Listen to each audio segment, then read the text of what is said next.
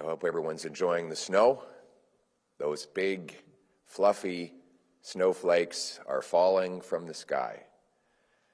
And we still don't have a fall economic update. It's almost Christmas time.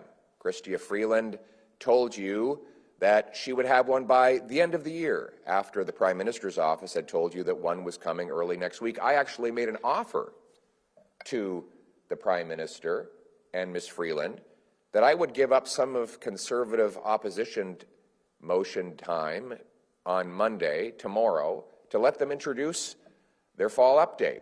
An unprecedented act of nonpartisan generosity. I was shocked to see them turn it down. They claimed that they wanted to introduce such a fall update and that it was just those mean Conservatives that were blocking them from doing it. So I cleared the way. 2 hours. They could have introduced it. But they said no. Bizarre. Normally, governments love to introduce fall updates because they are gigantic opportunities to advertise all the good things the government is doing for the finances of the country and the pocketbooks of the people. Well, that is, if you're not doing any good things, then you probably don't want anybody to know about it. And that is, in fact, the case of this government. The reality is that Chrystia Freeland and Justin Trudeau have lost control of the finances.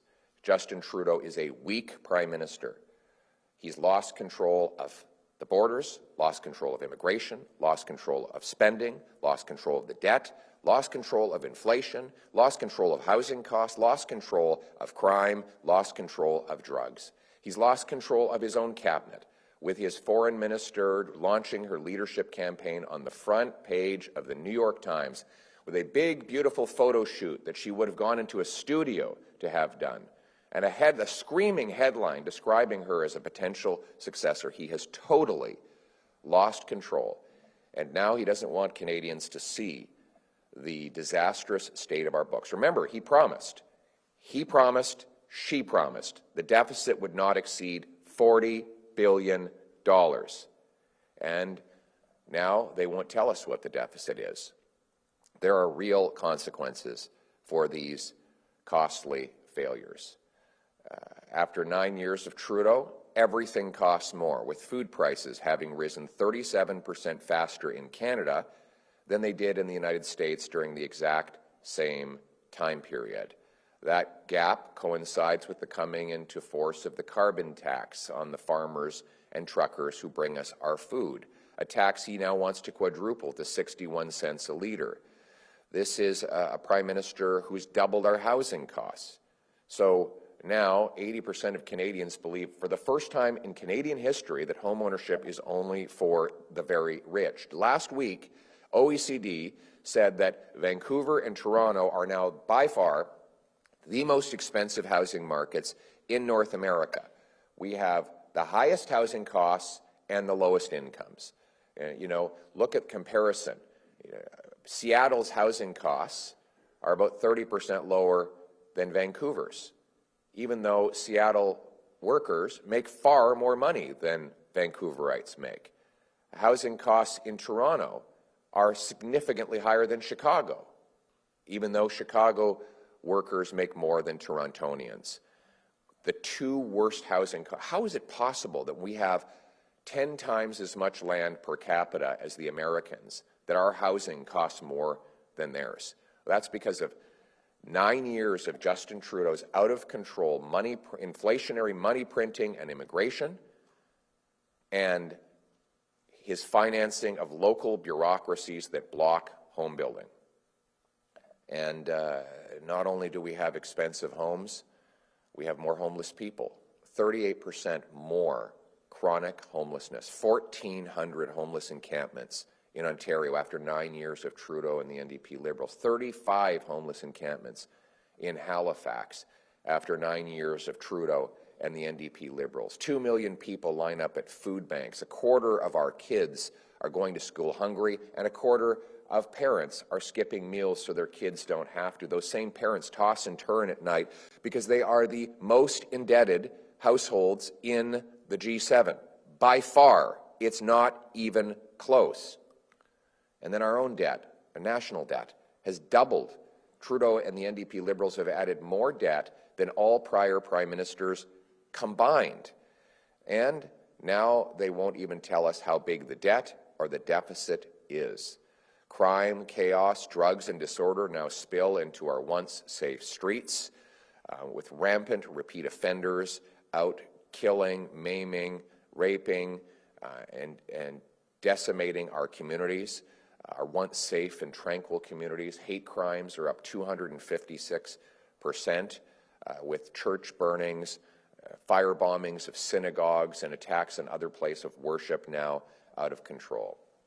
With all this damage, with everything that Justin Trudeau and the NDP Liberals have done to make life more costly and dangerous, it would be unrealistic for me to ask them to improve the situation in their upcoming fall economic update. So I have a more realistic request.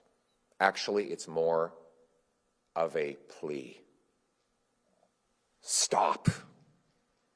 Just stop.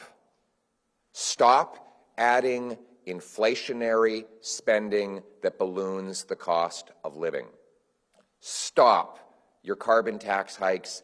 Stop taxing home purchases. Stop adding dangerous and irresponsible debt that threatens our social programs. Everything you're doing, Justin Trudeau, just stop doing it in this fall update until common sense Conservatives can start fixing everything you broke. There will be a carbon tax election, and in that election there will be a very simple choice.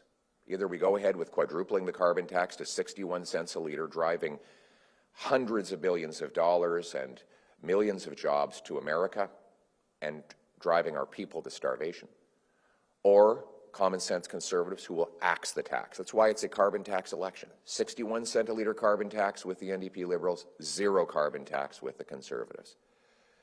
The choice again, an NDP Liberal government who will tax your food, punish your work, double your housing cost, and unleash crime in your community, or common sense Conservatives who will axe the tax, build the homes, fix the budget, and stop the crime.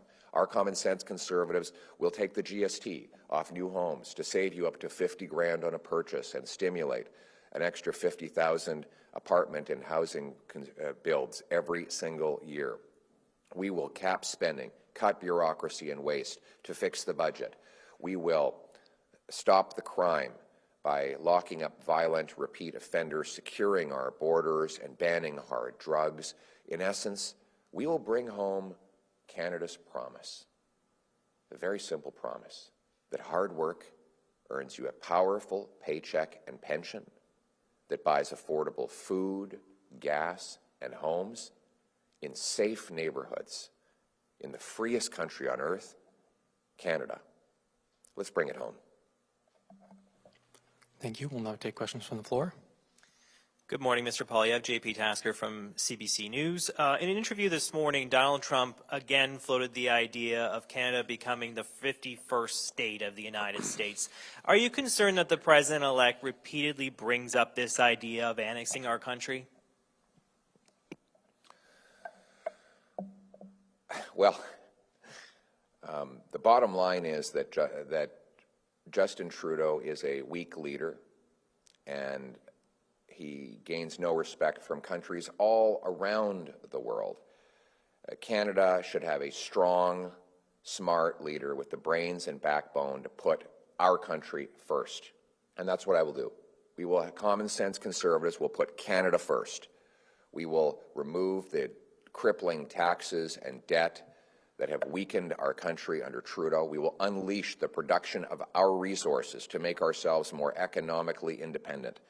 We will rebuild our military and secure our borders, and we will go into negotiations with our American friends in a position of strength rather than weakness. Canada will be independent, strong, and proud, and our flag, the maple leaf, will fly proudly again over our country. Thank you. Évidemment, Justin Trudeau est un chef faible qui a perdu le contrôle. Il n'a pas le respect des autres chefs mondiaux. Il est un chef qui a perdu le contrôle de nos frontières, de notre immigration, de nos dépenses, des déficits. Et c'est comme ça qu'on est dans une position de faiblesse. On a besoin d'un chef qui est fort, que les autres chefs mondiaux prennent au sérieux.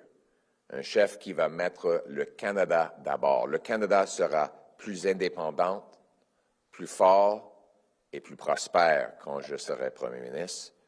On va éliminer les taxes et les déficits qui poussent notre investissement vers les Américains. On va renforcer nos frontières et notre militaire pour que notre pays soit fort encore. Et nous allons pouvoir négocier avec tous les autres chefs mondiaux dans un rapport de force. C'est ça qu'on va faire, c'est ça, mettre le Canada d'abord. Thank you. Next question. Morning, Colton Parrell, CTV. Last night, your MP, Jamil Jivani, posted about a great conversation he had with the U.S. Vice President-elect. Did he advocate against the imposition of U.S. tariffs? And who are you reaching out to in the incoming Trump administration to do the same? I wasn't at that meeting, so I don't have an answer to that question. I haven't. Thank you. Next question. Just on the point with Mr. Mackenzie Garrett from Global News, just on the point about Mr. Jivani's meeting with J.D. Vance, you didn't instruct him at all to bring up the idea of that 25% tariffs are bad. You'd said previously that you'd tell any American that you or conservatives would speak with that they would be a bad idea. Every single conservative would tell every single American that a tariff on Canada is a bad idea. We need to put Canada first, and that's what we will do. We will fight these tariffs from a position of strength. We will unleash the production of our resources. We will cut taxes on our workers, our businesses, to bring home more production to this country. We will stand shoulder to shoulder with the men and women in uniform by rebuilding our forces, and we will reinforce our border, all of which will put Canada in a position of strength and reverse the weakness that Justin Trudeau has brought to our country after 9 years of weak leadership. So every conservative tells every American that tariffs on our country are a bad idea, and when I'm Prime Minister, we will have a strong Canada First policy in order to fight those tariffs and to fight for Canadians. Thank you. This will be the final question. Jim Broadskill, the Canadian Press. Good morning. Do you have any thoughts on the fall of the Assad regime in Syria and anything that Canada could or should do to help restore stability to the region? Well, first of all, Assad was a puppet for the tyrants of Tehran. He has carried out genocides against the Sunni people in his own country. And now he appears to have been toppled. We don't know who will replace him, but I don't think we should get involved in that mess. It's not our fight. We should stand with our allies, including Israel, against the terrorists, and we should focus on protecting our own country. Because after 9 years of Trudeau, we've never been so vulnerable and so at risk. He lost control of our borders, lost control of our spending, lost control of our security, lost control of crime. He's allowed terrorists to come into our country even after they've been videotaped mutilating human beings in other parts of the country, in other parts of the world. And what we need now is a strong leader who will put Canada first. My only concern is Canada. We need, for a change, a Prime Minister who will put this country and its people first, and that's what I will do. Thank you.